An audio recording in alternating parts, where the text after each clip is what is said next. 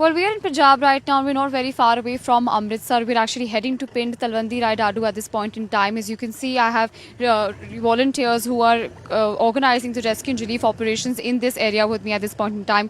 We're actually in a relief port and we're heading towards this village to ensure that the people of this village get the rescue as well as aid materials. I'll also ask my camera person to show the rescue and relief materials that are being taken at this point in time.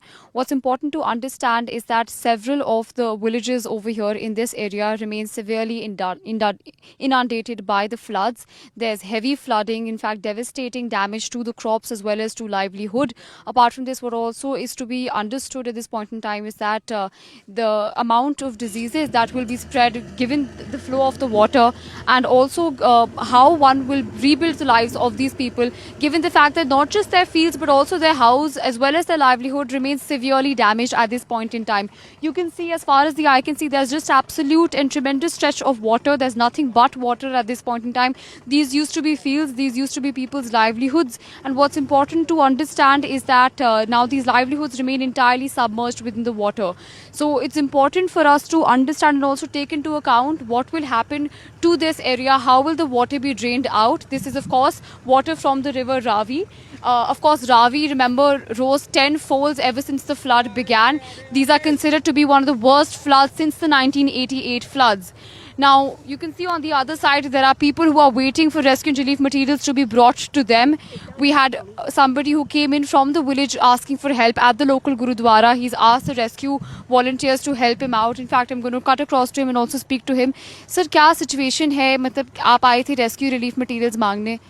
ਭੈਣ ਜੀ ਫਿਰ ਆ ਵੇਖੋ ਤੁਸੀਂ ਪਾਣੀ ਕਿੰਨਾ ਨਤੀਜੇ ਜਾ ਰਿਹਾ ਹੈ। ਇਹ ਇੱਥੇ ਕੋਈ ਡੇਰੇ ਦੇ ਬਾਹਰ ਜਾ ਨਹੀਂ ਰਿਹਾ, ਆਏ ਜਾਏ ਚੱਲਦਾ ਹੈ ਤੇ ਇੱਧਰ ਸਾਡੀ ਤਾਂ ਹੋ ਜਾਈ ਬੰਦ ਤੁਸੀਂ ਵੇਖ ਨਹੀਂ ਰਹੇ ਜੇ ਬੁਰਾ ਹਾਲ ਤੇ ਬੌਂਕੇ ਦਿਹਾੜੇ ਝੋਨੇ ਵੀ ਡੁੱਬੇ ਆ। ਕਿਸੇ ਬੰਨੇ ਰਸਤਾ ਨਹੀਂ ਸਾਨੂੰ ਮਿਲਦਿਆ ਲੰਘਣ ਲਈ ਤੇ ਬਾਕੀ ਤੁਹਾਨੂੰ ਪਤਾ ਖਾਣਾ ਦਾਣਾ ਹੁਣ ਕਿੱਧਰ ਜਾਈਏ ਤੇ ਕਿੱਧਰ ਭਿਆਈਏ ਤੇ ਕਿੱਧਰੋਂ ਲਿਆਈਏ। ਹਾਂਜੀ ਤੇ ਤੁਹਾਨੂੰ ਸਰਕਾਰ ਵੱਲੋਂ ਸਹਾਇਤਾ ਕਿਹੜੀ ਮਿਲੀ? ਸਰਕਾਰ ਵੱਲੋਂ ਕੋਈ ਸਹਾਇਤਾ ਨਹੀਂ ਅਜੇ। ਇਹ ਉਦੋਂ ਆਉਂਦੇ ਆ ਮੰਤਰੀ ਜਦੋਂ ਵੋਟਾਂ ਲੈ ਕੇ ਚੱਲ ਜਾਂਦੇ ਜੇ ਮੁੜ ਕੇ ਕੋਈ ਆਪੜਦਾ ਹੀ। ਹੁਣ 200 ਵਾਲੇ ਹੁਣ ਆਣ ਕੇ ਪੁੱਛਣ ਨਾ ਵੀ ਕਿੱਦਾਂ ਕੰਮ ਇਹ ਧਾਰਾ ਚੱਲਣ ਦਿਆ, ਹੁਣ ਕੋਈ ਆਉਂਦਾ ਹੀ ਨਹੀਂ। ਹੁਣ ਇਹ ਆ ਵੀ ਇਹ ਪਿੰਡਾਂ 'ਚ ਜਾਂਦੇ ਜੇ ਪਿੰਡਾਂ 'ਚ ਇਹਨਾਂ ਬਸ ਉੱਥੋਂ ਹੋ ਕੇ ਮੁੜ ਜਾਣਾ।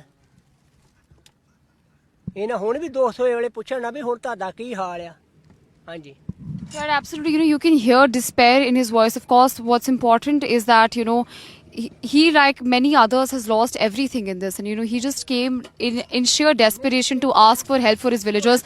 Rather, there was no route, but he came on a cycle to be asking for help. Remember that many of these people don't even have the means to commute and even ask for help, given the fact that their villages remain severely inundated.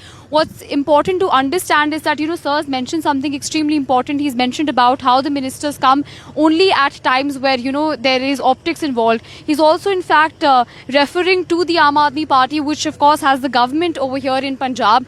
Remember that a couple of days back, a video went viral, which was essentially a 27-second clip, which showed several Punjab ministers sitting in a boat. And in the boat, you could hear them talking about how, their experience of the boat was quite like that of a cruise.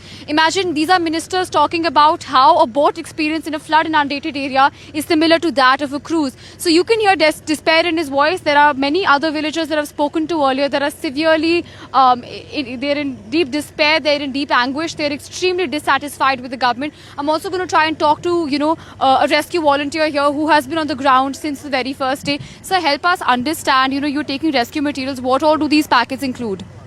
So as you can see, we have ration kits. It has biscuits, it has non-perishable items, it has lentils, rice, everything that is needed by one family. So we make sure this one kit lasts long for at least for a week for a family member of 4 to 5. And then we also have mosquito nets, mosquito repellents, because it's a waterborne diseases, and then obviously there's going to be a lot of mosquitoes after that. Apart from that, we have some medical kits as well. We have been going in the areas around Punjab. Right now, today we are in Ajnala. We are stationed here for a couple of weeks now, since day one when we just heard about the water is going to be here. So right now we are going the outskirts of villages. Like these are totally cut off from the main road.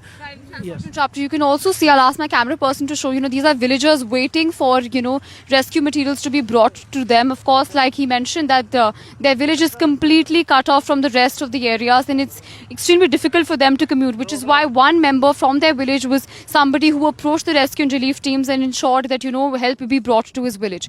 This is Reet Kaur Sahani reporting with camera person Shiv Kumar Tiwari for NDTV.